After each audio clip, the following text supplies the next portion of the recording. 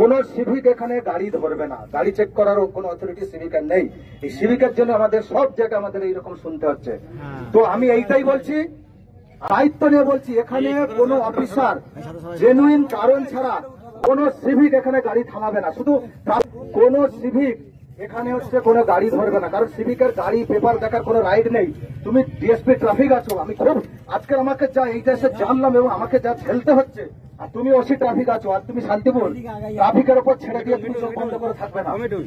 এখানে থানার অফিসার দেবে, মনে কর 91478888 আগেও দিয়েছি আমি। অ্যাডিশনাল এসপি লালটু হালদার, এখানে আবার এসডিপিও ছিলাম।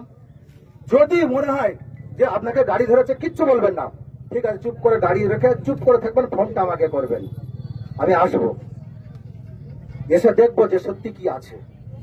যদি হয় আমি দায়িত্ব নেব ওই স্পটে আপনাদের সামনেই আপনারা দেখবেন। আপনাদেরও একটা অনুরোধ, শুধু তো বলছেন এই রৌদ্রে যেমন আপনারা ছাতা খাটিয়েছেন, এখানে সিভিক শীত গ্রীষ্ম বর্ষা থাকে, একটা রিকোয়েস্ট বলবো, এসছেন যখন, আমি যখন এসছি, সবাই মিলে একটা অনুরোধ করবো যে সবাই মিলে একটা পুলিশকে সবাই নিয়ে সিভিক একটু রোটেশনালি করুক। ওরা তো কতক্ষণ দাঁড়িয়ে থাকবে রাস্তায়, ট্রাফিকের ডিউটিটা কিন্তু খুব কষ্টের।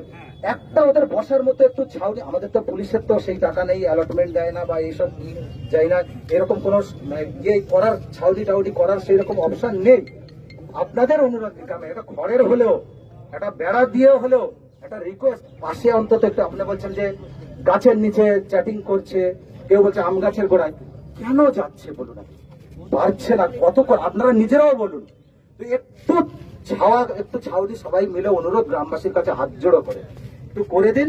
দেখবেন ওটা যদি থাকে যে যখন বুঝে যাবে যে না আমি রোটেশনালি 5 মিনিট বিশ্রাম নিয়ে আবার আমি তাহলে করবো, ও তো জানে আমার বিশ্রামের জায়গা নেই, ও এই গাছের ছাওয়া খুঁজবে, ওই গাছের ছাওয়া খুঁজবে।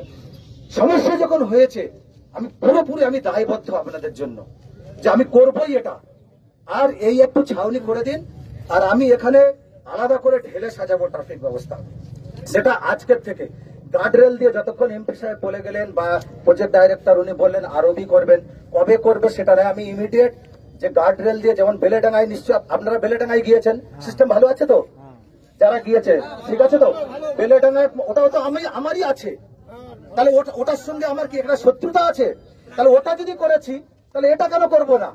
এটাই তো বারবার আমি বলতে চাইছি যে আজকের থেকেই ওই বেলেডাঙ্গার মতোই সিস্টেম, যতক্ষণ না আরবি বা ফুট ওভার ব্রিজ হচ্ছে এই সিস্টেম থাকবে। ওখানে নেই কিন্তু ওটার প্রজেক্টে আছে, এই নিয়ে অলরেডি এই তো এসডিও সাহেব আছে, মিটিং হয়েছে কিনা আপনাদের নিয়ে, যখন বেলেডাঙ্গার লোক প্রতিনিধি ছিল, আমি বলছি আপনি এসডিও সাহেব প্লিজ 1 সপ্তাহের মধ্যে একটা মিটিং ডাকুন, আপনারা থাকুন, আপনি অবশ্যই থাকবেন, যে দেখুন অ্যাডিশনাল এসপি কথা কাজে এক হয় কিনা। বেলেডাঙ্গা লোকের আর অভিযোগ নেই কেন, আমি নিজে প্রতিনিধি নিয়ে ডেকে ওদের সঙ্গে মিটিং করছি। আপনাদের অনুরোধ, আপনারা যে চাইবেন এসডিও অফিসে 7 দিনের মধ্যে আপনি বলবেন, আমি জানিয়ে দেবো আপনাদের, আপনারাও সেখানে থাকুন, আপনাদের নিয়েই হবে। যতক্ষণ না আরবি হচ্ছে বা ফুট ওভার ব্রিজ হচ্ছে ততক্ষণ পর্যন্ত বেলেডাঙ্গার যে সিস্টেম আছে ওই সিস্টেমে পুলিশ থাকবে, অফিসার এবং কনস্টেবল দিয়ে হবে, সিভিক থাকবে। দেখুন আমার হাতে চচ্চড়ি রান্নার উপকরণ আছে, আমি বিরিয়ানি কি করে রান্না করব? এত বড় ন্যাশনাল হাইওয়ে, বাকি যেখানে মারামারি হানাহানি ঝগড়া ঝাঁটি, কার মেয়ে পালাচ্ছে, কার বউর সঙ্গে ঝগড়া হচ্ছে, এগুলো তো পুলিশকে দেখতে হয়, সব দেখিয়ে তো তারপর আপনারা দেখছেন 4 জন সিভিক থাকলে কেন দেব না? তবুও যখন আপনাদেরকেও সহযোগিতা আমরা চাইছি, যে আমরা তবুও যখন এইরকম আপনাদের দাবি আছে, এটা ঢেলে সাজাচ্ছি আজকের থেকেই। এখন ইনিই বলছেন, আমার একটা লাস্ট বারের মতো আপনাদের কাছে বলা অনুরোধ, আপনাদের কাছে বড় জোরে বিনম্র নিবেদন, যে সঞ্জয় দীপক এখানে সিভিক থাকবে, সিভিকের সঙ্গে কনস্টেবল এবং অফিসার থাকবে,